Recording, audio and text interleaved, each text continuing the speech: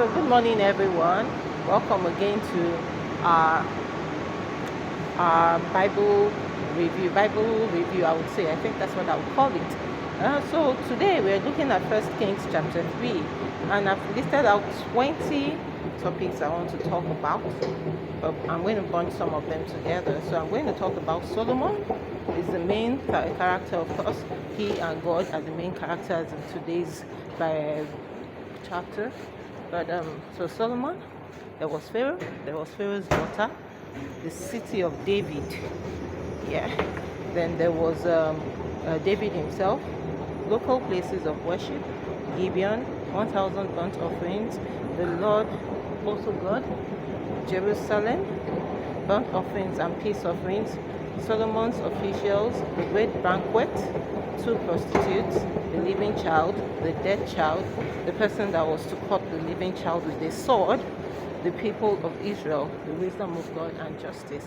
So let's start off with Solomon. And of course, he will keep coming up in all of the rest of the story. So Solomon and God are the main characters in this verse, but we'll touch on everyone. So Solomon starts off his reign. He starts off his reign with marrying the daughter of Pharaoh.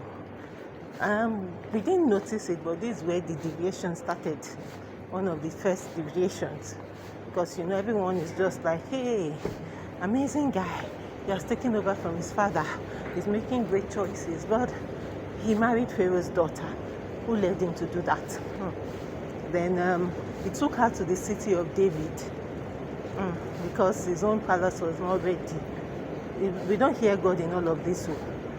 Then there was David himself. And the reason why I brought up David is because the Bible says that the people were offering sacrifices in the local places of worship. And he also mentioned that Solomon offered sacrifices in the local places of worship, unlike his father, David. So there was somewhere David was worshiping, but it looks like he did not pass that one over to Solomon.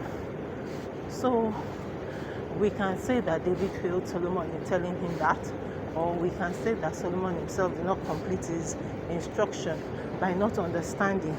I mean, his father told him, make sure that you don't deviate from the ways of the Lord. I think it would have been helpful for him to ask, okay, so where did you worship? How come Solomon did not know? Because David did not worship in the local places of worship, if you read this chapter carefully. Okay, anyway, so Solomon goes on and he goes to Gibeon, which was one of the local places of worship, and he offered 1,000 burnt offerings. 1,000. If you know the energy that is required in offering one burnt offering, you will understand that it was not a small thing Solomon did. So it was not a convenient thing at all for him.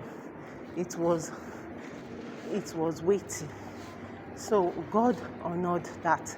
It was not offering at the right place, but God honored the sacrifice. Doesn't mean that we should go ahead and dishonor God by not doing what he said we should do, and we are hoping that because of the volume is removing.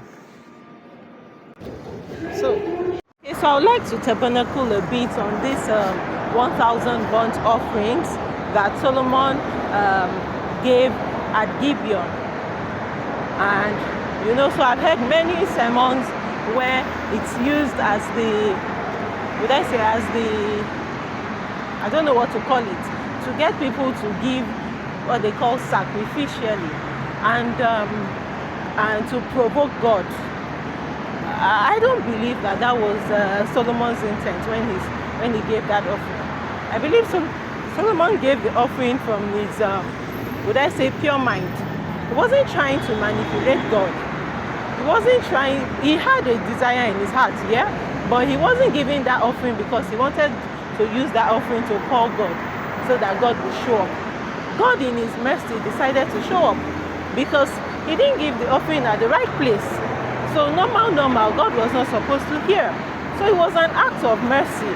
And it doesn't make it a template, because I've heard, and Solomon did it only once in his life. How many times do you want us to give sacrificially, dear man and woman of God? We don't give, tire. I'm not saying that there's anything wrong with giving, but I just have a challenge with us taking what was a specific and peculiar case and making a doctrine out of it. Solomon gave the 1,000 burnt offering because Solomon was an extra person. I mean, he had 1,000 women. So are we saying that people should also have 1,000 women? Because we can't be picking and choosing. Because if we are picking Solomon giving 1,000 burnt offerings at Gibeon, we may just as well pick the fact that Solomon married. I don't know, I keep forgetting whether it was 300 wives and 700 concubines or 700 wives and 300 concubines. Please tell me which one it was. But he also had 1,000 women, so why are we not focusing on that one too? Anyway, so God decided to honor that sacrifice, and he showed up. And he and Solomon had a conversation. They talked about what he wanted. What do you want, Solomon? And question for you. If God shows up today and he asks you, what do you want? What will your answer be? What do you want? I would like you to spend some time to sit on that and ruminate, because God will come for you very soon. You better make sure you're ready with something wise like Solomon. Obviously, Solomon did not start thinking of what he wanted when God showed up. It was definitely something he had been sitting on. He had looked at it. I'm young, and these Israel people, they get coconut head. The person that will rule them has to be someone that has coconut head like them, but in the way of the Lord. And he knew that the one thing that he needed, and I think he has given us expo, was the wisdom of God. The wisdom of God. But the interesting thing about the wisdom of God is that the wisdom of God is interactive. So he doesn't come and say, oh, I've given you wisdom, and you don't have to, maintain that altar. You have to continually stay in the courts of the Lord and download wisdom for every day. So you can't say, oh, I've got that wisdom one time and that is it. And for me, I believe that was part of the challenges Solomon had. He did not maintain the altar that brought him the wisdom.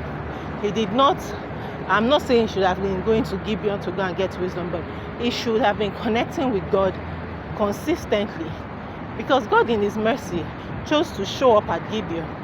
God does not do methods. It's not a Methodist in that way. Not to say that it's not in the Methodist church, but I mean, God, you can't box God into a corner by saying, I've heard some people saying, oh, when you have a need, sow a seed. It rhymes well, but sometimes you will sow seed, God will not meet that need, because you cannot manipulate him.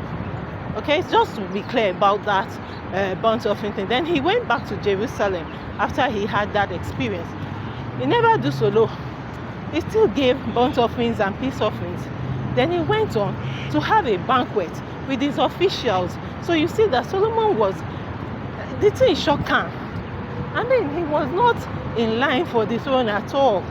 He shocked him that God, when David turned, David went to go and sit in the temple. He was like, who am I? And who is my household? It was just that, hey. So the question for us, how is our heart of gratitude? Or do we just say, oh, normal thing? Solomon understood that it was not by any of his wisdom or anything that he became king. It was God and God alone. Even Adonijah that was struggling, he knew that it was God that made Solomon king. Solomon did not lift a finger. He did not talk. It was his mother that went to King David.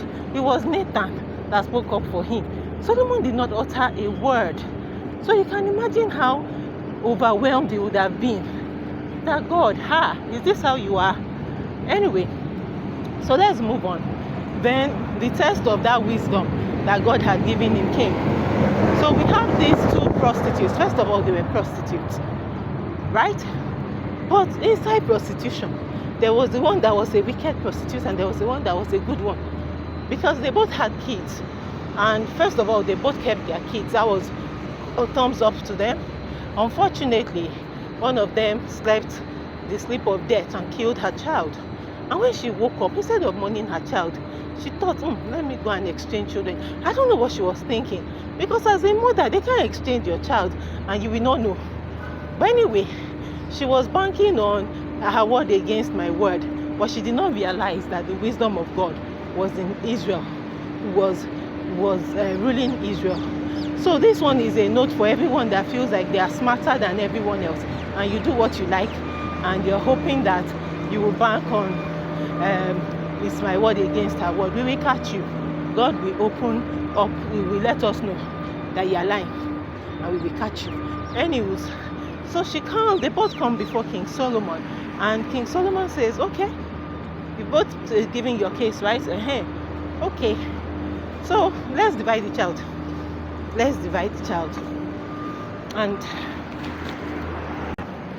And King Solomon played on the wisdom that came.